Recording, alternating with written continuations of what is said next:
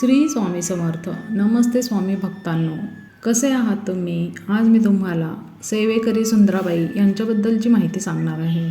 तर स्वामी समर्थांची जी अनेक सेवेकरी मंडळी होती त्यात एक सुंदराबाई नावाची हावरट स्वभावाची बाई होती. वास्तविक पाहता ती मूळची सोलापूरची होती. तिच्या पायाला काहीतरी रोग झाल्यामुळे ती अक्कलकोटला स्वामींच्या दर्शनाला आली. तेथील वातावरण बघून तिने आपणही स्वामींचे सेवेकरी राहावे असे ठरविले. स्वामी पुष्कळ वेळा चोळप्पाकडे मुक्काम करीत असत.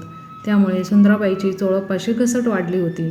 चोळप्पाला मदत करायची या हेतूने तीही तेथे राहिली. एकदा स्वामी चोळप्पाला म्हणाले, चोळ्या, या सुंदराबाईला जास्त जवळ करू नकोस हां, नाहीतर ही तुझ्या डोक्यावर एक दिवस मिऱ्या वाटेल.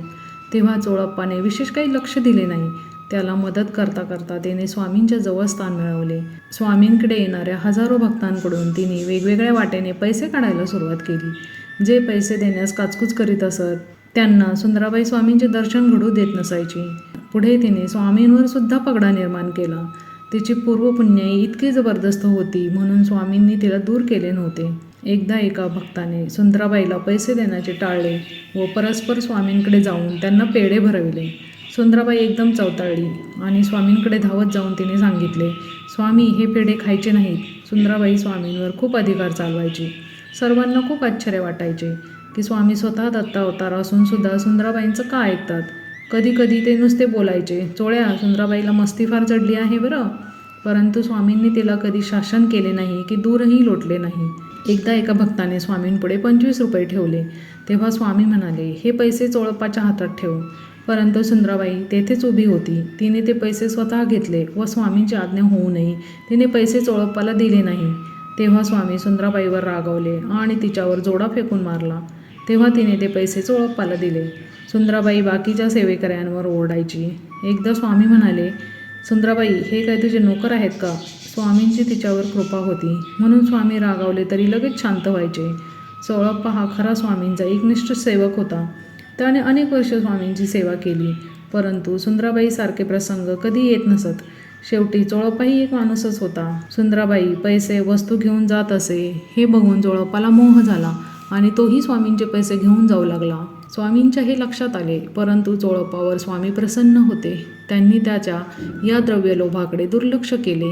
एक दिवस चोळप्पाने स्वामींच्या पुढचे पैसे हळूच उचलले व ते स्वामींनी पाहिले.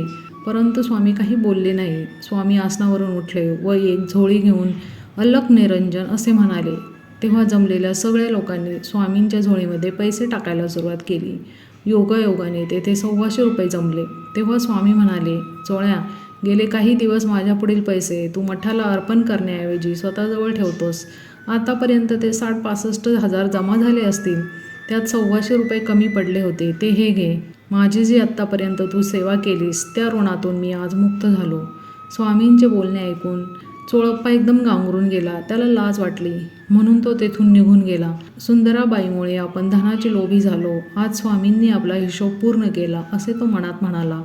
तोच संस्थानाकडून एक कारकून, 3 शिपाई स्वामींच्या सेवेत हजर झाले. त्यांनी मठाचा कारभार चालवावा असे ठरले. सुंदराबाई व चोळप्पाकडून स्वामींपुढील जमा होणाऱ्या द्रव्याचा अधिकार काढून घेण्यात आला. त्यांनी फक्त स्वामींचा सेवेकरी म्हणून तेथे राहावयाचे. चोळप्पाला फार वाईट वाटले. त्यांनी स्वामींची मनापासून क्षमा मागितली आणि परत स्वामींच्या निष्काम सेवेत तो रुजू झाला. सुंदराबाई स्वामींपुढील फळावळ, पेढे, बर्फी इत्यादी प्रसाद गोळा करू लागले. पुढे काही दिवसांनी स्वामींची तिची उचलबांगडी केली. मांजर डोळे मिटून दूध पिते तेव्हा जगाचे डोळे उघडेच असतात.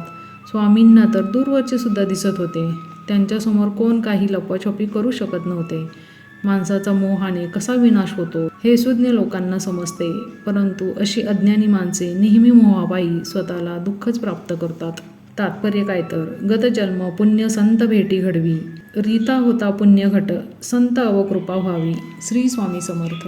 आपल्या स्वामींच्या अशाच नवनवीन गोष्टी ऐकण्यासाठी आपल्या स्वामी साथ या चॅनलला लाईक करा, सबस्क्राईब करा, शेअर करा आणि कमेंट करा. श्री स्वामी समर्थ.